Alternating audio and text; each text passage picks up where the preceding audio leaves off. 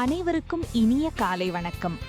Daily piece of bread உங்களை அன்புடன் வரவேற்கிறது. இன்றைக்கான வேதவசனம் சங்கீதம் அதிகாரம் 18 வசனம் 2. கர்த்தர் என் கன்மலையும் என் கோட்டையும் என் இரட்சகரும் என் தேவனும் நான் நம்பியிருக்கிற என் துருகமும் என் கேடகமும் என் இரட்சணிய கொம்பும் என் உயர்ந்த அடைக்கலமுமாயிருக்கிறார்.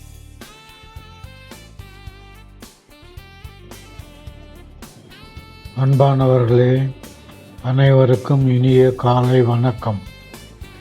இன்று நாம் தியானிக்கப் போகும் வசனம் நமக்கு அளவற்ற ஆறுதலை அளிக்கிறது. கர்த்தர் என் கன்மலையும் என் கோட்டையும் என் இரட்சகரும் என்று தாவீது அறிவிக்கிறார். வாழ்க்கையில் பிரச்சனைகள், பயம், நோய், பொருளாதார சிக்கல் அல்லது மனிதர்களின் ஏமாற்றம் வந்தாலும் நம்மை நிலைநிறுத்துகிறவர் கர்த்தரே. கன்மலை அசையாதது போல தேவனுடைய அன்பும் வாக்குத்தத்தங்களும் ஒருபோதும் மாறாது. கோட்டை எதிரியின் தாக்குதலிலிருந்து பாதுகாப்பது போல தேவன் நம்மை எல்லா தீமைகளிலிருந்தும் காக்கிறார். கேடகம் அம்புகளை தடுக்கிறது. அதுபோல தேவனுடைய கிருபை சத்துருவின் திட்டங்களை முறியடிக்கிறது. ஆகவே மனிதர்களை மட்டும் நம்பாமல் கர்த்தரை முழு இருதயத்தோடு நம்புங்கள். அவரை சார்ந்திருப்பவர்கள் வெட்கப்பட மாட்டார்கள். பழைய ஏற்பாட்டிலிருந்து தொடர்புடைய எடுத்துக்காட்டு. சவுல் ராஜா தாவீதை கொல்ல தொடர்ந்து துரத்தினாலும் கர்த்தர் அவரை பாதுகாத்தார். பாலைவனங்களிலும் மலை குகைகளிலும் மறைந்து வாழ்ந்த தாவீது தனது பாதுகாப்பு குகைகளிலோ படைகளிலோ இல்லை. கர்த்தரே தனது கன்மலை, கோட்டை, கேடகம், உயர்ந்த அடைக்கலம் என்று அறிக்கையிட்டார்.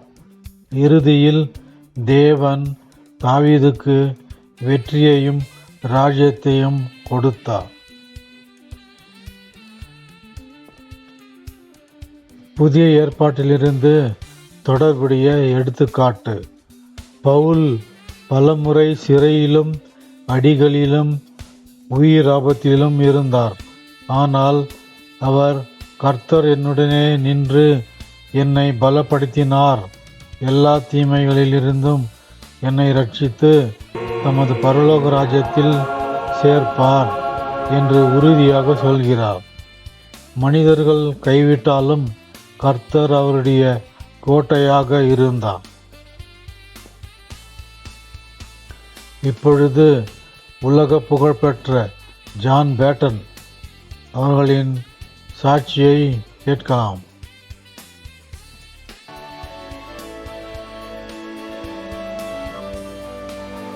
ஸ்காட்லாந்தை சேர்ந்த மிஷனரியான ஜான் பேட்டன் மனித மாமிசம் உண்ணும் பழங்குடியினர் வாழ்ந்த தீவுகளில் சுவிசேஷம் அறிவித்தார்.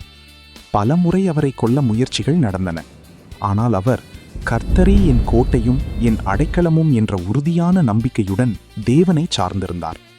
தேவன் அவரை அற்புதமாக காத்து அந்த மக்களில் பலரை கிறிஸ்துவுக்குள் நடத்தினார். அவரது வாழ்க்கை கர்த்தரை நம்புகிறவர்களுக்கு அவரே உறுதியான பாதுகாப்பு என்பதை வெளிப்படுத்துகிறது. இன்று உங்கள் வாழ்க்கையின் எந்த நிலையில் இருந்தாலும் கர்த்தரே என் அடைக்கலம் என்று விசுவாசத்தோடு சொல்லுங்கள். அவர் உங்களை தாங்கி நடத்தி வெற்றியின் பாதையில் வழி நடத்துவார். இப்பொழுது நாம் ஜெபம் செய்வோம். அன்பின் பரலோக பிதாவே, நீரே எங்கள் கன்மலையும் கோட்டையும் அடைக்கலமுமாய் எப்போதும் எங்களை காத்து நடத்தும். உம்மீது உறுதியான நம்பிக்கையோடு வாழ கிருபை தாரும். இயேசுவின் நாமத்தில் ஜெபிக்கிறோம். ஆமென். உங்களுக்கு கிருபையும் சமாதானமும் உண்டாவதாக. அன்பானவர்களே, உங்களுக்கு இந்த நிகழ்ச்சி ஆத்ம ஆகார திருப்தியாக இருந்திருக்கும் என்று விசுவாசிக்கிறோம். அப்படியென்றால் சப்ஸ்கிரைப் செய்து லைக் செய்து தெரிந்தவருக்கும் ஷேர் செய்யுங்கள்.